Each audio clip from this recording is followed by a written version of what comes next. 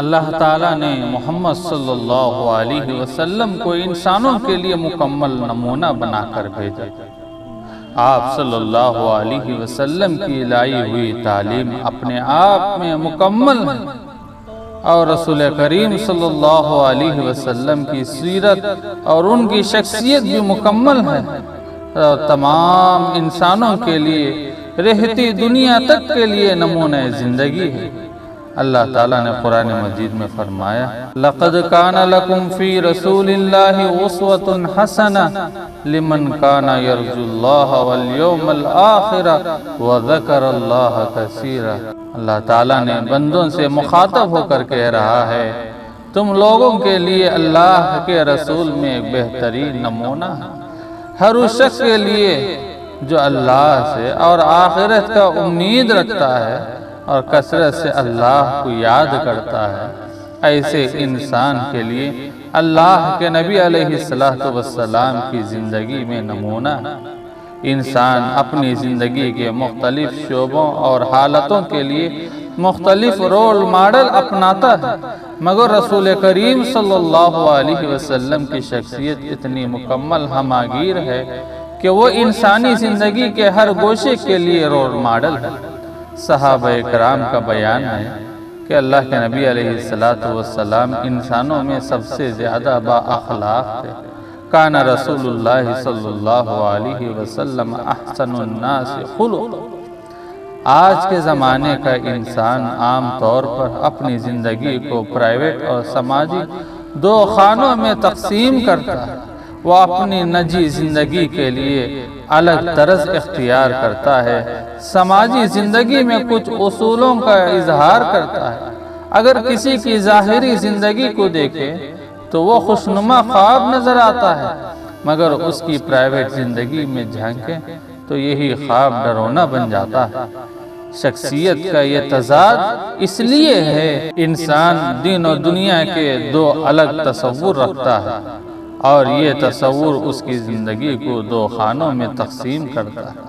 مگر نبی پاک صلی اللہ علیہ وسلم کا اسوہ حسنہ نجی اور سماجی دونوں زندگی کے لیے یکساں اہمیت کا حامل ہے۔ سماجی زندگی انسانوں کے ساتھ سلوک، برتاؤ، رویہ سے تشکیل پاتی ہے۔ لوگوں سے خوشگواری اور خندہ پیشانی ملنا، ان کا مسکرا کر استقبال کرنا، ان سے شیریں کلام کرنا زندگی کی پہلی علامت ہے۔ مسکرا کر ملنے والا مخاطب کے دل کے اندر، ذہن کے اندر محبت کی کرن چھوڑتا ہے۔ رسول اللہ صلی اللہ علیہ وسلم کی عوامی سماجی زندگی کا یہ خوشنما اسوہ ہے، جسے آپ نے فرمایا، کل معروف صدقۃ وان من المعروف ان تلقى اخاك بوجه الطلب۔ ہر نیکی صدقہ ہے، نیکی یہ بھی ہے کہ تم اپنے بھائی سے مسکرا کر ملو۔ عام لوگوں پر دوسرا تاثیر انسان کی گفتگو اور انداز تخاطب کا ہوتا ہے۔ انسان اگر صاحب حیثیت ہو، دولت و منصب، عہدہ اقتدار کا مالک ہو تو اپنی گفتگو میں اس کا اظہار کرتا ہے، کم حیثیت کے لوگوں پر اپنی بڑائی کا روب گھانٹتا ہے۔ مگر رسول کریم کی عظمت کا یہ عالم تھا کہ امیر ہو یا غریب، بڑا ہو چھوٹا، عقل مند ہو یا بے وقوف، شہری ہو یا دیہاتی، ہر شخص کو اپنی خوش کلامی اور شیریں زبانی سے متاثر ہی نہیں بلکہ خوش ہو جاتے تھے۔ نبی اکرم صلی اللہ علیہ وسلم صحابہ کرام کو جب تربیت فرمائی، جن اصولوں سے تربیت فرمائی، اس کو قرآن مجید نے سورہ بنی اسرائیل کے اندر بتا دیا کہ قل عبادی یقولوا التی ہی احسن۔ میرے بندوں سے کہو کہ بات وہ کہیں جو عمدہ ہو، خوبصورت ہو۔ اسی لیے شاعر نے کہا، گفتگو کا ایک حسین انداز ہو، نرم لہجہ دل نشیں آواز ہو، پیار کا اظہار ہو، گفتار سے غیر بن جاتے ہیں اپنے پیار سے۔ کہ دوسروں کے ساتھ اخلاق اکرام اور مہربانی کا برتاؤ کرنا ہے۔ ملنے والا اگر برا آدمی ہو تب بھی اس سے نفرت کا اظہار کرنے کے بجائے نرمی سے اس کے دل کے دروازے پر دستک دینا۔ ایک مرتبہ ایک شخص اللہ کے نبی علیہ السلام کے گھر پر آیا اور اندر آنے کی اجازت پوچھا۔ آپ نے اپنے اہلیہ حضرت امی جان عائشہ رضی اللہ تعالی عنہ سے فرمایا کہ یہ شخص اپنے خاندان میں اچھا نہیں ہے، ساتھ ہی آپ نے اسے اندر آنے کی اجازت دے دی۔ جب وہ آیا تو آپ نے نہایت نرمی اور محبت سے گفتگو فرمایا۔ جب وہ شخص چلا گیا، امی جان عائشہ رضی اللہ تعالیٰ عنہ نے پوچھا کہ اللہ کے رسول، اس کے بارے میں تو آپ کی رائے اچھی نہیں تھی، پھر بھی آپ نے اس کے ساتھ حسن سلوک کیا، ایسا کیوں؟ اللہ کے نبی علیہ السلام نے فرمایا، اے عائشہ، بدترین آدمی وہ ہے جس کے شر کی وجہ سے لوگ اس سے ملنا چھوڑ دیتے۔ جو لوگ آپ کے ساتھ جہالت، سختی، بد اخلاقی سے پیش آئیں گے، ان کے ساتھ جوابی بد اخلاقی کا معاملہ کرنے کے بجائے تحمل، خوش اخلاقی، نرمی کا معاملہ کر۔ ایک دیہاتی اللہ کے نبی علیہ السلام کے پاس آتا ہے، نہایت گستاخی کے ساتھ آپ کی چادر کھینچتے ہوئے کہتا ہے کہ میرے اونٹ کو غلہ کھانے پینے کے سامان سے بھر دو۔ آپ کی گردن چادر کھینچنے سے سرخ ہو جاتی ہے۔ آپ فرماتے ہیں کہ میری گردن چھوڑ دو، پھر میں تمہارے لیے غلہ دینے کا حکم کرتا ہوں۔ دیہاتی مانگنے کے لیے آیا تھا، مگر بدتمیزی، ظالمانہ طریقہ اختیار کر رہا تھا۔ اللہ کے نبی علیہ السلام کو حق تھا کہ اسے غلہ دینے کے بجائے معقول سزا دیتے تاکہ اسے مانگنے کی تمیز آ جائے، مگر آپ نے اس کے اجڑپن کو نظر انداز کیا، اس کے اونٹ کو غلے سے بھر کر اسے خوش رخصت کر دیا۔ اجتماعی زندگی کے آداب اور لوگوں میں رہنے اور بسنے کے طریقے اگر انسان کو نہ آئیں تو وہ انسانوں کی بستی میں بھی وحشی بن کر رہ جاتا ہے۔ اگر وہ یہ آداب سیکھ لے تو جنگل کو بھی گلشن میں تبدیل کر سکتا ہے۔ یہی کارنامہ اللہ کے نبی علیہ السلام نے انجام دیا۔ اپنی تربیت سے مسلمانوں کو اجتماعی زندگی کے آداب سکھائے ہیں۔ حضرت امام حسین رضی اللہ تعالیٰ عنہ نے اپنے والد حضرت علی رضی اللہ تعالیٰ عنہ سے اللہ کے نبی علیہ السلام کی سیرت سلوک کے بارے میں پوچھا۔ حضرت علی رضی اللہ تعالیٰ عنہ اللہ کے نبی علیہ السلام کے چچا زاد بھائی تھے، دوست اور داماد بھی تھے۔ سیرت محمدی صلی اللہ علیہ وسلم کے نہ صرف عالم تھے بلکہ ان کی عملی تصویر بھی تھی۔ انہوں نے اللہ کے نبی علیہ السلام کی مجلسی سیرت کی تفصیل اپنے صاحبزادے کو بتائی۔ اللہ کے نبی علیہ السلام ہمیشہ خوشگوار، خوش مزاج رہتے تھے، اخلاق کریمانہ کے حامل تھے، بہت آسانی سے دوسروں کی طرف توجہ فرماتے تھے، سخت دل، ترشرو، چیختے چلاتے نہیں تھے، برے اور بے حیا نہ تھے، نہ کسی کی عیب جوئی کرتے تھے، نہ بخیل اور کنجوسی کرتے تھے، جس چیز کو ناپسند کرتے تھے اس سے پرہیز کرتے تھے، مگر پیشکش کرنے والے کو اپنے کرم سے مایوس نہیں کرتے تھے، نہ اس کا وعدہ فرماتے تھے۔ اپنی ذات کو 3 چیزوں سے محفوظ کر لیا تھا، لڑائی جھگڑا کرنے سے، کبر و غرور سے، فضول کاموں سے۔ لوگوں کو بھی 3 چیزوں سے محفوظ کر دیا، کسی کی مذمت، برائی نہیں کرتے تھے، کسی کی نکتہ چینی نہیں کرتے تھے، نہ کسی کی پوشیدہ باتوں کے پیچھے پڑتے تھے، وہی بات کرتے تھے جس میں نیکی ثواب کی امید ہوتی تھی۔ جب گفتگو فرماتے تو آپ کے ہم نشین صحابہ کرام اس طرح خاموش اور توجہ سے آپ کی بات سنتے تھے جیسے ان کے سروں پر پرندے بیٹھے۔ جب آپ علیہ السلام خاموش ہو جاتے تو آپ کے صحابہ باتیں کرتے تھے مگر بحث و تکرار نہیں کرتے تھے۔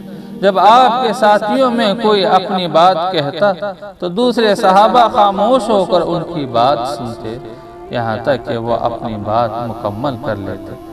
صحابہ اکرام جن باتوں پر ہنستے آپ بھی مسکرا دیتے، جس بات پر صحابہ تعجب کرتے آپ بھی حیرت کا اظہار کرتے تھے۔ اگر کوئی اجنبی آپ کی مجلس میں آ کر جہالت، سختی سے بات کرتا تو اس کی زبان درازی پر صبر کرتے جبکہ صحابہ اس نادان شخص کو سزا دینے پر آمادہ ہو جاتے، مگر اللہ کے نبی علیہ السلام اپنے صحابہ سے فرماتے، جب تم کسی ضرورت مند کو دیکھو کہ وہ تم سے سوال کر رہا ہے تو تم اس کی ضرورت پوری کرو۔ اللہ کے نبی علیہ السلام اپنے سامنے اپنی تعریف کسی سے سننا پسند نہیں کرتے، مگر یہ کہ کسی پر آپ نے احسان کیا ہو، وہ شکریہ ادا کرنے آیا ہو۔ آپ کسی کی بات درمیان میں کاٹتے نہیں تھے، الا یہ کہ وہ حد سے تجاوز کرنے لگے، اس صورت میں آپ یا تو اسے روک دیتے یا کھڑے ہو جاتے۔ یہ تمام تفصیلی باتیں سیرت کی معتبر کتابوں میں اللہ کے نبی علیہ السلام کے اخلاق عالیہ، اخلاق شریفانہ سلوک کی ملتی ہیں، اللہ کے نبی علیہ السلام کی عظمتوں کا پتہ دیتی۔ اس اخلاق کا تعلق دوسرے لوگوں سے ہے، مجلس سے، سماج اور باہر کی دنیا سے ہے۔ اس کے مقابلے میں حضور صلی اللہ علیہ وسلم کی ذاتی اور اندرونی زندگی کا معاملہ بھی ہے جو اسی طرح عظیم اور قابل تقلید ہے۔ بعض لوگ باہر کی زندگی میں جتنے مہذب نظر آتے ہیں، گھریلو زندگی میں اتنے ہی کھردر بن جاتے ہیں۔ مجلسوں میں جتنے باوقار ہوتے ہیں، خلوتوں میں اتنے ہی بے وقار ہوتے ہیں۔ اپنے گھر والوں، خادموں، ماتحتوں کے ساتھ وہ سلوک کرتے ہیں جو تہذیب و شرافت سے فروتر ہے۔ انسان کی شخصیت کو پرکھنے کا پیمانہ یہ ہے کہ وہ اپنی گھریلو زندگی میں کتنا مہذب شریف ہے۔ باہر کے لوگوں کو متاثر کرنا آسان ہے، گھر والوں کو متاثر کرنا مشکل ہے، کیونکہ وہ اسے کھلی کتاب کی طرح دیکھتے ہیں، جبکہ باہر کے لوگ صرف ظاہری روپ کو دیکھتے ہیں۔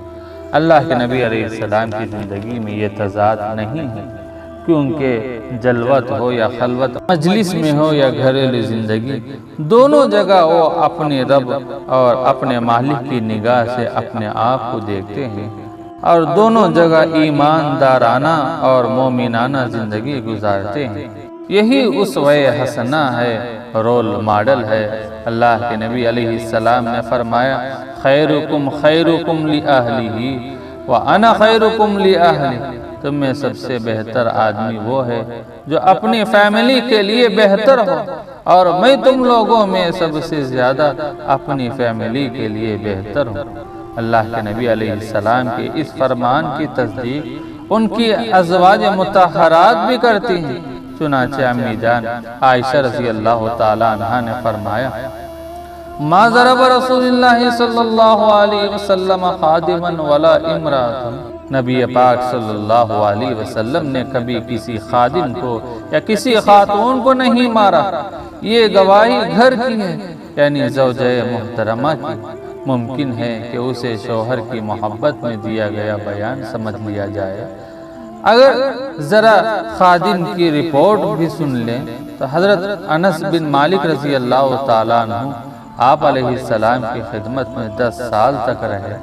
خادم پر ہاتھ اٹھانا تو دور کی بات ہے، وہ کہتے ہیں کہ کبھی اللہ کے نبی علیہ السلام نے مجھے اف تک نہیں کہا۔ کوئی کام نہیں کیا تو یہ نہیں کہا کہ تم نے کیوں نہیں کیا، اور کوئی کام کیا تو یہ بھی نہیں کہا کہ ایسا کیوں کیا۔ میں نے 10 سال آپ کی خدمت میں آپ جیسا حسن اخلاق کا مالک کسی کو نہیں دیکھا۔ اللہ کے نبی علیہ السلام کی اندر اور باہر کی زندگی یکساں طور پر پاکیزہ اور روشن تھی۔ قرآن کے احکام کی مجسم تفسیر ہے اور انسانیت کے لیے مکمل نمونہ ہے۔ حضرت عائشہ صدیقہ سے جب حضرات صحابہ کی ایک جماعت نے آپ کے اخلاق کے بارے میں پوچھا تو انہوں نے فرمایا، کان خلقہ القرآن، ان کا اخلاق قرآن تھا۔